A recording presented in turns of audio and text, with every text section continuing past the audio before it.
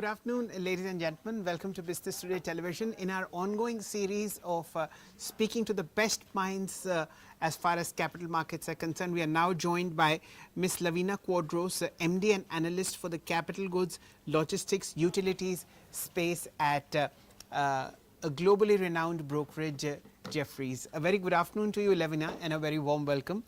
How do you think is the sentiment in the market at this point of time, given the fact that we've had a rate cut, we've had all sorts of GST rejigs, a lot of tailwinds are behind the Indian market. Overall, what's your reading of sentiment? Okay, firstly, thanks. Thank you for having me here. Generally, what I would say as far as market sentiment is concerned, clearly the sentiment was far more optimistic a year ago compared to today, correct? Yes. So the good part is the government is being proactive, measures are being taken to try and bring back sentiment, in fact, even on ground activity, right? So the one change that has clearly happened though between, let's say, this year and last year is that the government is quite clear now that consumption is a priority. It was clear with the union budget, and that's a focus area after the fiscal deficit. Capex growth, which was happening on the government budget side at 15% plus CAGR, let's say from 21 to 24, that is slowing down. But the good part, at least, is that there was an indication given as well in the budget that over the medium term, 8 to 10% is something that should be maintained even on the capex growth side of things. So it's slowing down, but there is still some growth. So again, coming back to your question, sentiment is probably not as good as it was last year. Clearly, at least at the margin, things are changing for the better. Okay, it's changing for the better, and a lot of positive tailwinds also behind India macro as well as the broader structure of the markets. Lavina, before we get into two major specializations that you have, defense and utilities, I'd just like to understand how is Jefferies viewing this very strong rally in precious metals. Money is finite for traders as well as investors. If you see a 50% return year to date on a particular commodity, a particular asset, generally people gravitate towards those asset classes, and in this case the short end of the stick has been caught by equities. Okay. No, again, it's interesting that you asked that, but just to be very honest, it's a bit outside my area of expertise. So I'm looking at India's capex names in the industrial sector, I'm looking at defense, and I'm looking at power. So it'll be a little bit hard for me to comment. But yes, definitely there would be some impact because precious metals has done so well. Equities are probably going to see some impact on the same. Okay, fair point. We'll keep it out of the purview. Now, let's look at the entire manufacturing setup in India. A lot of noise has been made that over the last 10-12 years, manufacturing as a percentage of GDP hasn't moved the needle much. Whatever there was in 2014 is where we are at this point of time. How do you, from a 35,000 feet above, see this against the backdrop of rising outsourcing from Apple, the PLI scheme doing pretty well, from the pharmaceutical space, a lot of positive noises has come in. For our viewers, could you paint a picture of how do you see the manufacturing sector at this point of time? So I'll put it to you clearly like this, right? According to me, there are end pockets which are actually seeing very, very strong. So a broader based capex growth or manufacturing growth is not being seen. But again, if you are looking at a specific end market, like for me, power T&D equipment, it's an excellent end market, which is seeing very strong growth, which is reflecting in the order books of companies, is reflecting in the order flows of companies, right? Housing, we can see as an industry is doing so well. So you're still continuing to see double-digit growth over there as an industry. Again, in the pocket of data centers, you're seeing companies discussing how 1 to 2 gigawatts of capacity in India could end up at 5 gigawatts plus in 2-3 years' time, and then further up, further higher, even going ahead of that. So for me, again, if you're in the right pocket, I think you have, you're going to see good growth in those areas. Defense is an end market again, is expected to see is seeing good growth and should continue to see growth. But yes, broader based capex, and coming to your point on manufacturing as a percentage of GDP, broader based capex is clearly not seeing an uptick in general. There was some broad based capex uptick in 21 to 24 when the government focus on infrastructure was so strong that you saw growth almost across. But clearly, given in this slowdown environment, you again come back to a stage where pockets are growing versus a more broad-based. Okay.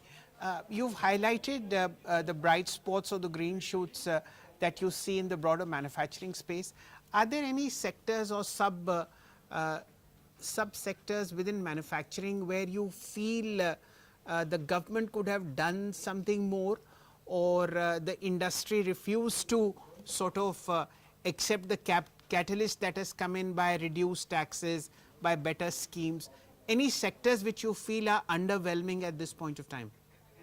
No, so you have to bear in mind, right? The government has done as much as it can or as much as it could in that sense, right? I mean, 15% plus CAGR growth in capex in India from 2021 to 2024 gave a boost to the entire economy and gave a boost to the manufacturing industry also. The government has come in with PLI schemes. The government is now, there's a proposal recently that the government might, or other news that the government might look for tax-free status for data centers also. So where I'm coming from is somewhere the industry also will have to come in, and the industry has come in. Like private sector, like I said, if you look at the power sector in India, be it generation or transmission and distribution, a lot of that growth is being driven by the private sector, along with the PSUs or the states who are also investing. So it's back to the same thing.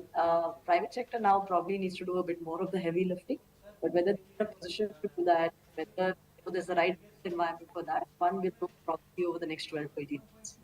Okay. Now that you've painted a broad brush of the manufacturing space in India, what would you like to discuss first, defense or power? No, no, please, whatever works for you. Okay, we'll go alphabetically and go for defense first. So there's a wonderful report that Jefferies has put out on the sector. And of course, it's on front page of every general newspaper as well as pink papers as well, the kind of effort that the government of India is doing to boost local defense production, source locally, and at the same time reduce the time frame for procurement. In your mind, Lavina, how has this sector changed for the better today versus 2 years ago? So, I choose to take you back a little bit more in time. For me, the real story of defense started in 2014, 2015. It's a space, I've written about a lot, and as a house, we've written about a lot since then as well. So that's when, the government came in and said that India should become more self-reliant in defense. India is importing 70% of its defense equipment. We now have to switch this ratio, rather, India has to switch this ratio and import only 30%. So that's the drive that started from that stage, and one can see clearly there's been a lot of progress since, right? The ministry actually put this into action as well, where, in the last 6 years, or rather somewhere in 2018, 2019, the government actually came out with an import embargo list. That certain products, and there are 1,000+ items on this list today, right? Where certain products can only be bought from Indian vendors because those products are manufactured in India only. So you do not have to rely on imports for those products, right? So these are very solid initiatives that have taken place, and that has also led to double-digit earnings growth in defense companies almost across the board. Despite, let's say, the budget growth itself being in single digits, maybe between 6 to 9% or 6 to 10% CAGR at industry. Right? So this I'm talking about defense capital expenditure. So for me, that's when the journey began. If I look at the last 2 years and what has probably changed over there, see, Operation Sindoor, and nobody wants a war for sure. But post Operation Sindoor, the government was very proactive in bringing out the kind of Indian equipment that was used, right? The made in India equipment that was used in the war. The relevance of that is, if you just think about it, globally, the leaders in defense are viewed as, let's say, the US, Russia, Israel, among others. Their equipment is battlefield tested, right? And it's been witnessed by the world. It's been tested. So in Operation Sindoor, India brought out the Indian-made equipment that was actually battlefield tested. So since then, you've actually seen a lot of news globally where different countries are talking about, potentially importing Indian-made equipment. So that bit, like for example, Akash missiles made by BEL, the Sukhoi which was used, which was manufactured by HAL. So for me, that bit is very, very interesting. That Operation Sindoor, one change for me in the last 2 years is Operation Sindoor has clearly brought out an export potential angle also. Okay. I know it'll be difficult for you to discuss individual stocks. So for the benefit of viewers, I'll just read out the report that you've put in on defense and the top stock picks that are according to Jefferies. Please bear with me for the next 20-25 seconds. So for BEL, Jefferies says it's looking for a margin surprise, execution pickup ahead. Data patterns, another pick identified by Jefferies. The report says weak quarter reflects delayed deliveries, which is fine. And of course, Hindustan Aeronautics, flying high, clear visibility, and marked a buy. With this background in mind, we will not be discussing individual names, but individual businesses, yes. Let's go alphabetically. First with the BEL, which is of course an electronics play in the broader sense of the word, as also a missile component maker. Lavina, broadly, how do you see these two subsectors which this particular company addresses? So actually, I'll put it to you like this, right? Versus discussing individual stocks, let me discuss business models across defense. So I'll just put it to you this way. If you think about Army, Navy, Air Force, correct? So you have the shipbuilders who are, addressing the requirements of the Navy. You have the aircraft builders, like Hindustan Aeronautics, which are addressing the needs of the Air Force.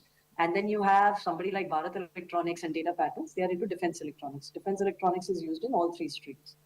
Uh, what it does look like today is, and what is widely written about as well, is it's very likely that if you look out over the next 3 years to 5 years, you probably see far more investment in air-related military expenditure, right? Be it in the form of drones, maybe aircrafts, relatively. So you'll see a rise in expenditure across, but probably a slightly higher rise in that area. So that's an area to which, for example, HAL caters to. But like I said, the defense electronics companies, the advantage is that they cater to all three industries in that sense, right? Subsectors, your Army, Navy, and Air Force. So for them, as long as the overall spend is rising, you're fairly comfortable at that level. Now, again, just to add, right, from a broader level, from 2014 to 2014-15 onwards, we've seen a lot of defense companies growing earnings in double digits. A big driver as that has been higher domestic manufacturing. Yes. So again, like I mentioned, it's not like the overall budget rose in double digits on a CAGR, but it was just the fact that domestic manufacturing share in. So this is a trend I'm looking forward to continue over the next 3 to 5 years, with a potential export angle that might also come in at some point in time. Okay. Let me just play the devil's advocate, especially for the two stocks that are from the PSU basket, BEL and HAL. Both of them have had a fantastic run over the last 5-7 years or so. There have been stock splits in the case of BEL. HAL has done fantastically well for its shareholders. Do you think this is a mature market for shareholders at this point of time, or is the golden period of Indian defense market still ahead of us? So I'll put it to you like this, right? Simply put, for me, stock specific, it becomes a call on valuations and the company specific linked growth, right? But as a thematic, for me, defense is here to stay for at least 3 to 5 years. That's a very, very clear path, right? Like the government, I think this was about a week to 10 days ago, that there was a 15-year defense roadmap which the government came out with. So it shows you intent. It shows you that the government is very, very clear that defense spend is important, and self-reliance within defense spend is also very important. And they've also discussed trying to integrate AI with defense equipment as well. So that's forward thinking, right? So for me, in that sense, just to answer your question, again, stocks one can debate based on your valuation and your growth upside in terms of earnings. But as a theme, for me, this is here to stay for 3 to 5 years. Okay. Okay, let's take the smaller time frame, which is the medium term, 3. Now, your report begins with an assumption that spending will increase because of various geopolitical concerns that the world faces, and of course we also have an export market to look forward to. Against this background and the Russia-Ukraine crisis that you mentioned, what's clear is that fighter aircraft are now, something that we see more in movies rather than anything else. It's the world of drones and the world of unmanned vehicles. Against this backdrop, does India's premier fighter aircraft company, which is HAL, really makes sense? No, no. Again, I will not be able to comment on the stock specifically. But Yes. again, coming down to the industry, I am not in that camp that fighter aircrafts will go to zero. Okay. So then you'll get down into history that does India have enough fighter aircrafts to begin with? Correct? So let's say if I'm stocked up full, then I may not need incremental. But if I'm not stocked up full, then I will need some incremental. But maybe in the new scenario, if I needed 100 incremental, maybe I'll need 60. So the question is, do I need incremental at all at now? So at least at this stage, and I do believe that we're not stocked up. India's not stocked up full as far as fighter aircraft requirements are concerned. So therefore, there will be growth. Again, one can question the extent of growth. That is definitely debatable. I've been following up the sector for the last 20 years or so on the reporting side.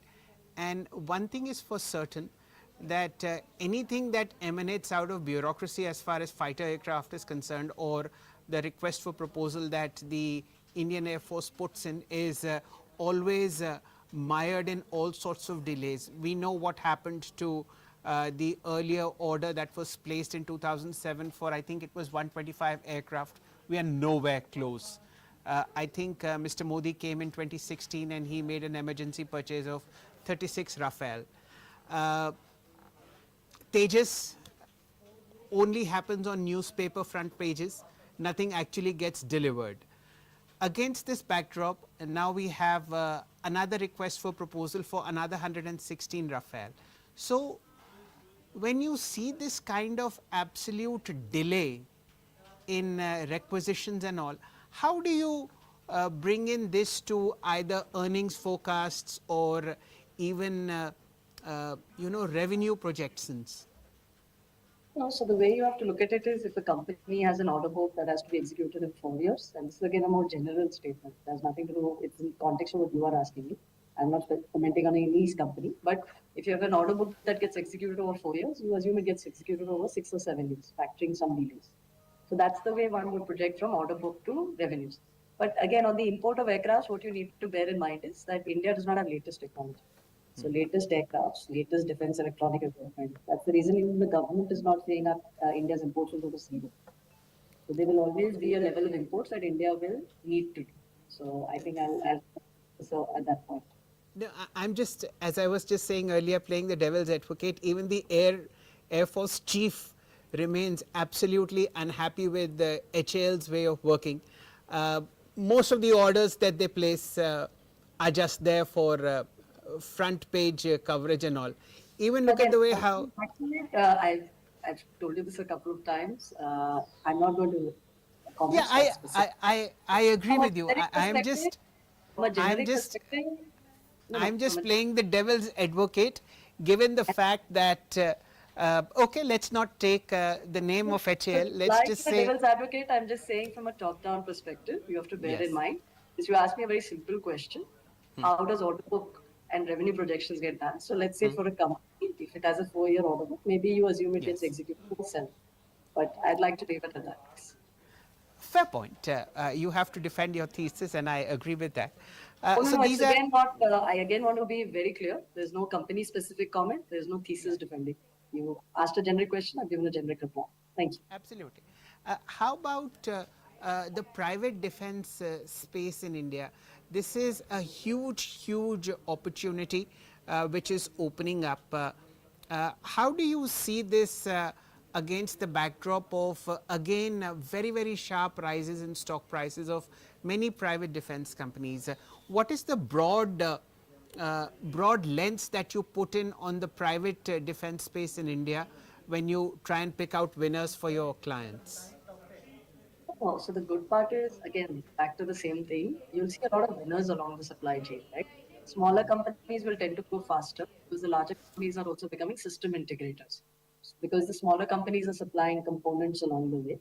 So you will see some private sector companies, in fact, across the board, you'll see them grow, and some will obviously see better growth who are better placed in this current environment.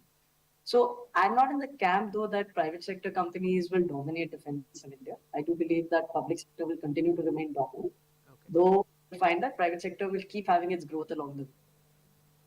Fair point. For a bit of time, let's also look at the power space. How do you see at this point of time? Are you in favor of renewables, or does the old world still attract you, the coal Indias of the world, or is it power producers? Which is the space which might throw the maximum number of multi-baggers, and why? No, no. Again, I think you have to view power as a whole. I think whether you're a renewable company or whether you're a thermal company, for me, thermal is always going to be needed for base load generation. Again, Okay. I'm not in the camp that thermal is not required. Thermal is needed for base load generation. But yes, in light of the growth in renewable, the extent of thermal you would have required will probably be lesser. So for me, power is about execution, right? If you have Okay. bought the right company, of course, again, valuation matter. But if you watch the execution track record of a company and it goes ahead and executes and sees earnings growth, that's very, very important when deciding which power company, let's say, you will want to own, apart from the valuations in general. Mhm. Uh, Traditionally, it's been seen, Lavina, that power ancillaries, companies that provide either equipment to power producers or are in the business of keeping power producers alive and healthy, they make the maximum amount of money for shareholders. Would you be of the view that power equipment suppliers would be better placed than power producers? So the good part of power equipment suppliers is you tend to see more operating margin expansion, right? As in when you execute a project. Whereas if you think about an asset owner, be it a power generation company or a power transmission line asset owners, your earnings are broadly fixed. So for me, I guess it also depends on the asset class that the investor is looking to invest in. If an investor is looking to invest in a more stable asset class, then they might actually prefer the generators because the cash flows are locked in as long as you execute, which is why I said for me the focus is execution always there. So as long as you execute, you have a fixed cash flow for a 15, 20, 25-year period. So if you're a investor who's looking for a safer asset class to invest in and you don't have a downside, you don't have an earnings collapse over there, right? Because the asset is with you for life in that sense. Whereas for power equipment companies, you also have to be mindful of the cycle. If you're in an up Yes. cycle, your earnings tend to grow. But if you go to a down cycle, then your earnings tend to decline. So again, that for me, it's an asset class question as well. So if I want to invest in slightly a riskier asset class, which is currently in an upcycle, then I would look at the equipment side probably. And if on the other hand, I'm looking for more stable 8 to 10 year returns or 5 to 6 year returns, then I'd probably look at the asset owners. Okay. And my final question to you is on the popular side of the power trade, which is solar power producers in terms of equipment. Triple digit Ps for many of them, most of them are found in the top traded list on the NSE. Are you keeping away from them, or do they also provide an opportunity? See, again here, right, depends on the earnings upgrades. Some companies look like they're triple digit Ps, but the earnings get upgraded to an extent that suddenly you thought it was triple digit, but actually it's probably half the PE that it took to do that. So you have to be mindful of buying those companies where you see potential earnings upgrades. So over there, what will happen is the PE is an incorrect PE because earnings get upgraded. Yes, correct. So I'd be very, very selective there. But I still do think you can make good money in the equipment players also, in Wonderful. ones that you choose right. Yeah. Wonderful. Thank you so much for your time, Lavina. It was wonderful discussing defense and power with you. Let's hope we catch up again and discuss individual stocks too. Thank you for your time. Thank you. Thank you. That, ladies and gentlemen, was Lavina Quadros, MD and analyst at Jefferies for capital goods, utilities, and the defense space. Thank you for watching.